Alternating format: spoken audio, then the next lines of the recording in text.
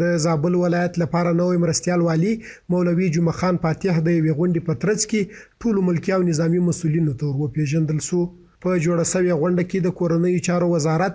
د لومړي معاینت سلاکار مولوي ذکي الله ذاکر نوي مرستیال والي ته په ورسپارل سوې دنده کې د بریا هیله څرګنده کړه او همداراز یې وویل چې دا نظام په ډیرو قربانیو منځته راغلی او د ساتلو لپاره یې لا هم زیاتو قربانیو ته اړتیا شته. نو د همدې نظام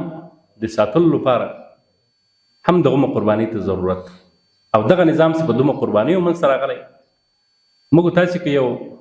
مادیاتو په ذریعه باندې په پیسو باندې یو شی واخلو یو څه قیمت یې ګران وي موږ ډېر د هغه ساتلو او حفاظت ته توجه کوو مګر دا نظام چې په لکونو شهیدانو باندې منځته راغلی او همدغسې کونډې او یتیمانې شاته موږ ته پرېښي همداراز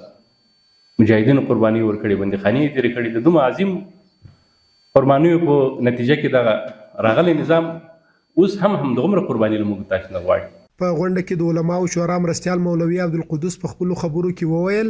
اسلامي نظام د رب رحمت دی او باید ټول مسؤلین د نظام د بقا او د خلکو د خدمت لپاره خپلې دروازې د ولسونو پر مخ همداسې خلاصې پرېږدي او دا کړنه د ولسونو د خوښۍ سبب کیږي. الله جل جلاله موږ تاسې د ظالمانو جابرانو له منګلو څخه خلاص کو او الله جل جلاله موږ تاسو ته د هغه په ایزا او مقابل باندې یو داسې سپېڅلی عمارت د شریعت تر چتر لاندې راوباښو چې هغه په دنیا کې ساری او مثل نه لري. نو مسؤلین دې کوشش وکړي چې د عمارت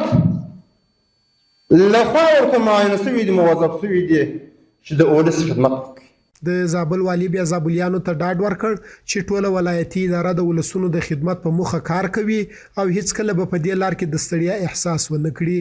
نوموړي زیاته کړه چې تغییر او تبدیل د نظام یو اصل دی او له مسؤلینو یې غوښتنه وکړل چې د خپلو امیرانو اطاعت ته دوام ورکړي. نو لله الحمد هغه به موږ او انشاءالله دا به نظام وي خو شرط پکې دا وي لکه مخکې فاتح صاحب وایي چې دې هغه ته یو اطاعت ته ضرورت ده.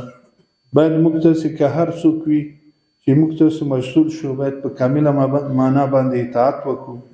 که هغه ازبک وي که هغه تاجک وي که هغه پښتون وي که هغه بلوچ وي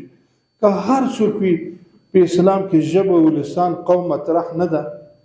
ژبه قوم د تعارف دپاره د دې دپاره نه ده چې هغه یو غوره دین کې د موږ خدای نه خواسته په بل دین کې. د زابل لپاره نوي مرستیال والی مولوي جمعه خان فاتح بیا وویل چې زابلیانو د اسلامي نظام د راوستلو لپاره ډېرې سترې قربانۍ ورکړې نو باید د دوی د خدمت لپاره شپه او ورځ ونه کتل سي او خدمت یې وسي ترڅو د قربانیو احترام یې وسي. خواست امارت اسلامی مصدر خدمت شدن واقعی به ملت و مردم محروم و مظلوم هست و امروز ما خوشحال بر این هستم که بعض از مدت ما را در مکان ما را در جای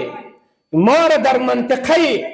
امیر المؤمنین احسان میکنند ما را در منطقه